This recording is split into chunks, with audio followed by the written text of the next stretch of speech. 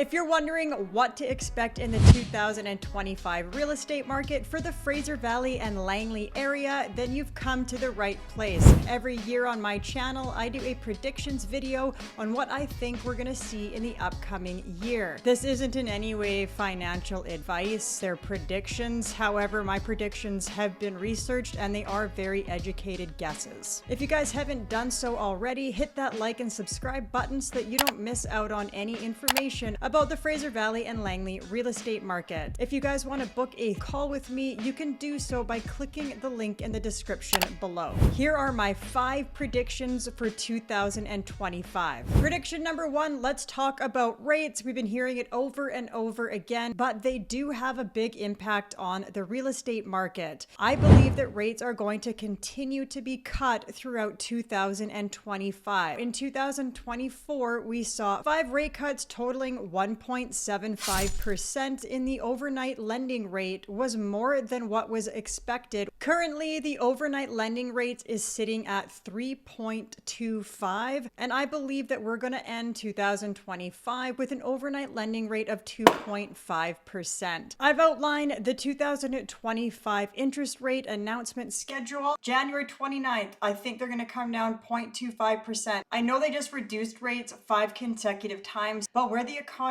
is right now and where I believe it's going, I really do think that they are going to reduce it one more time earlier in the year. I think they'll hold in March because usually in spring we do see that uptick in sales already. April, I think there'll be another cut going into the summer months. Not much happening in the summer. September, I think we're going to see another 25 basis point reduction, and then it'll hold till the end of the year. So the total amount that I think the overnight lending rate will be reduced is by 75 basis points in 2025. Now remember, while rates going down is a good thing because it means you're paying less interest, it also means there's some concern around the overall economy. Now remember, this isn't the actual rate you're going to be getting, but certain types of mortgages are based on that overnight lending rate. Prediction number 2 is that we're going to see sales increase in 2025. Sales throughout 2024 dipped in the summer months and slowly started to replenish in the later half of 2024. I think that this is going to continue to go up. Looking at monthly home sales for all of Canada, we've just started to get up to above that 10-year average line at the end of last year. In my opinion, this is going to continue to increase. The reason I think that is that I think we are going to continue to see a lot of investors put up their condos specifically because of the higher rates that they've had to refinance at, and also strata payments. Monthly strata fees continue to go up. Building costs are expensive. It's just a lot more expensive to run a condo investment property. CMHC just did a study and found that 85% of people will be refinancing in 2025 that locked in at a mortgage rate under 2%. So there are going to be people that are feeling that financial strain. They're going to have to offload their properties. Consumer confidence is also increasing as well. And with the additional rate cuts that are expected to come into play, I do think we will continue to see sales increase. When you come off of a big heater such as we did at the peak of the market in spring of 2021, the cooling off period of such a hot market is that much more, and we're finally just kind of getting out of that. Personally, I've seen a lot of clients that are willing to move. They want to move. We're looking at properties, but they're still a bit cautious to sell before they find that property. I do feel that we're going to get an early start this year. We're going to see quite a few active new listings come on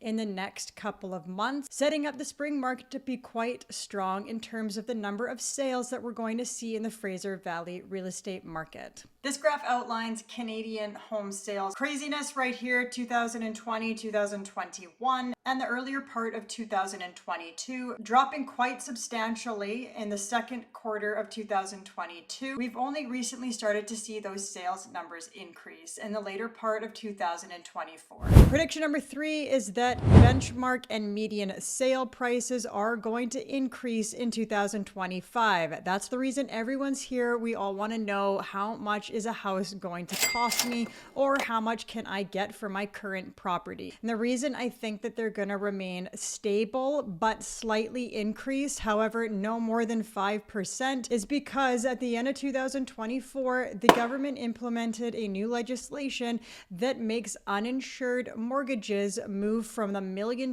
threshold to the $1.5 million threshold, which is going to massively reduce the down payment required for properties within that bracket. So before, you had to have at least 20% down on any home over $1 million. That has now changed to any home over $1.5 million. For example, the old rules on a $1 million property, you needed $200,000 down for a down payment. The mortgage was uninsurable. Now it's 5% of the first $500,000 and 10% thereafter, changing the threshold from $200,000 to $75,000. That's a massive difference and could be the difference between someone getting into the real estate market or not, or the type of property their lifestyle requires. Please keep in mind that this also is going to increase Canadian debt. That is a big price difference. So please be cautious and really think about how much debt you can take on. However, at the end of the day, you're still going to have to qualify for that mortgage amount. And a general rule of thumb is to take your income and multiply it by 4. That's also assuming a good credit score as well. They're also increasing amortization from 25 years to 30 years for all first-time home buyers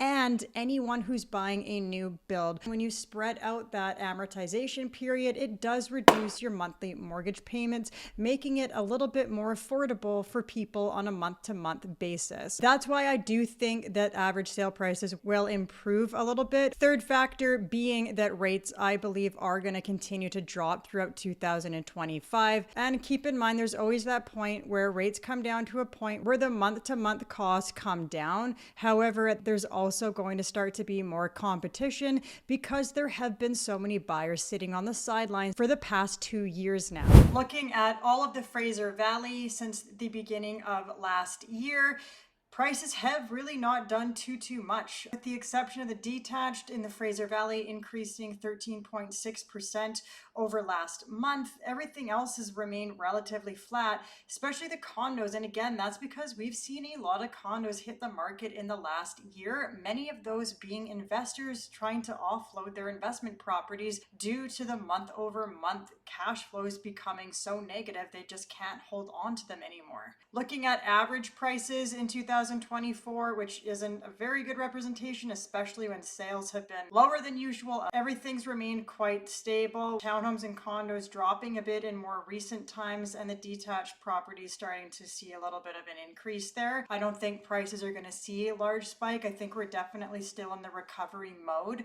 but because of the new legislations that have been implemented and buyer confidence starting to increase, as well as those rate decreases that we're supposed to continue to see throughout 2025, those are the reasons why I think that prices should increase slightly. I don't really think 2025 is going to be that exciting of a year. Prediction number 4, I'm going to break down months of inventory for all asset classes because I do think those are going to start to change. Going to try to get as specific as possible. As of summer to beginning of fall in 2024, months of inventory were at an all-time high compared to the last 3 years at least, and that again means how quickly things are selling, which is a massive indicator on the health of the market. Detached, 5.5 months. That's a balanced market, just under a buyer's market that starts at 6 months of inventory.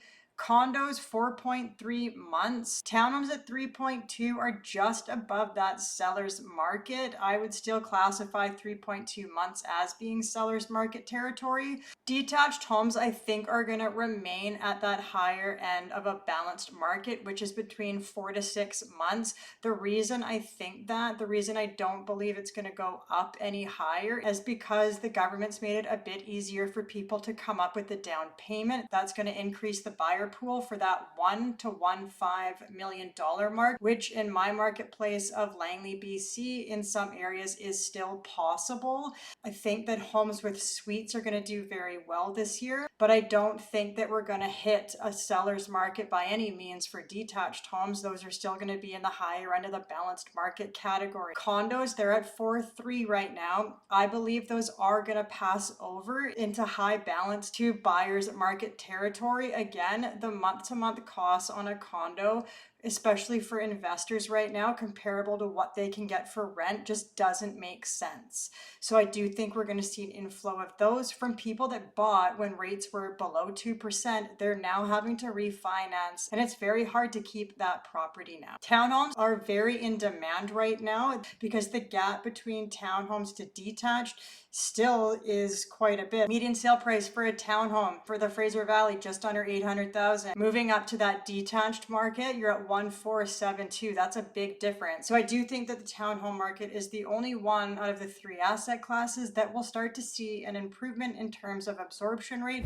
Prediction number 5, active listings are going to start to increase. We've really been replenishing our inventory since the later half of 2022 when the market started to slow down, and that was something that definitely needed to happen, and I believe that that trend's going to continue into 2025. Active listings, when we're looking at a month-to-month data point, they did drop off in November and December. That's normal for seasonality. If I adjust this to a rolling 12 months, which just paints a better overall picture of what the market's doing, we are on an upward trend, and this, in my opinion, is going to start to continue. There's more people that are starting to list their properties because they're ready to make that purchase on the other end. Same goes for new listings. They've been on an increase as well throughout the duration of 2024, and I expect that to continue. I want to know what you guys think about the 2025 market. Do you guys agree with me? Was there anything that I might have missed that you want to chat about? Please, I encourage you to comment below. And if you found this video to be helpful, please hit that subscribe button. It greatly helps me get my content out to more people like you. If you want to book a call with me to talk about anything real estate, click the link in the description below. Thanks so much for watching. Have a wonderful 2025, and I'll talk to you guys soon.